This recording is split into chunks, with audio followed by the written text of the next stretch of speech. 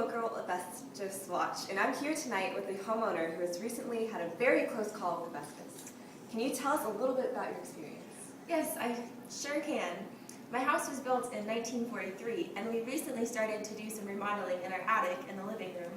Guess what we found?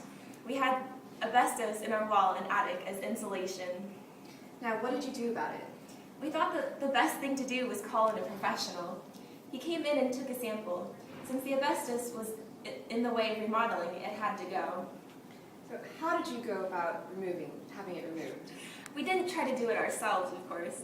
We called in an asbestos contractor, and he and his team took it all out. Sounds like quite an ordeal. Were there any other consequences? Our toddler came down with a bad cough while we were discovering and removing the asbestos. So we thought we'd better take him to a doctor to make sure he didn't have asbestosis. It turns out that it was just a bad cold. That's a relief. Sounds like quite a process. Thank you so much for telling us about it. I'm here now with Dr. Shum, and she's going to tell us more about the dangers of asbestos. Now, what are the symptoms of asbestosis? The major symptoms to watch out are coughing and shortness of breath. Asbestosis can do more damage than just those things, though. Eventually, it can cause scarring of the lungs that will lead to permanent breathing problems. Wow, that is scary. Is there anything else to worry about from asbestos? Indeed, there is. Mesothelioma and lung cancer are two kinds of cancer that asbestos can cause.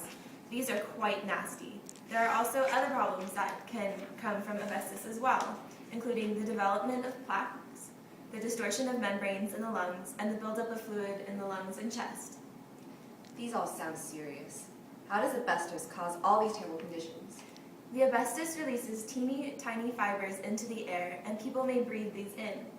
When this happens, they are trapped in the lungs and can stay there for years and years, causing all sorts of problems. Do you have any advice for those worried about any of these problems? I would recommend that they talk to their doctor and have some tests done to confirm any of these conditions. Thank you, doctor. Now I'm here with a local chemist who will talk about some of the chemical properties of asbestos. What exactly is asbestos, Penelope? Well, there are many different kinds of asbestos.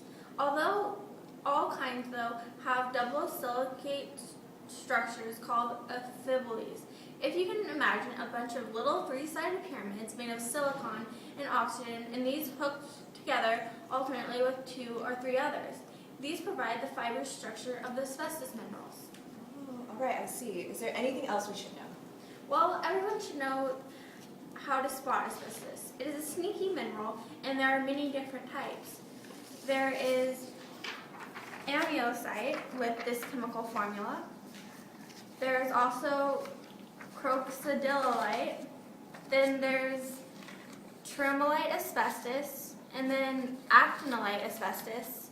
Then you have richterite asbestos, and anthropophilic asbestos, and then finally we have winchite asbestos. So you see there's a lot of different types of asbestos to be aware of and just to be careful about. All right, that is good to know. Now, can you tell us why asbestos used to be so commonly used? Certainly. Asbestos is known to be strong, to absorb sound, to resist fire, and chemical and electric damage, and to be inexpensive.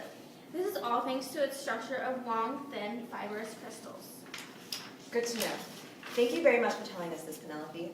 This concludes today's episode of Asbestos Watch. Tune in next week for more information about this interesting substance.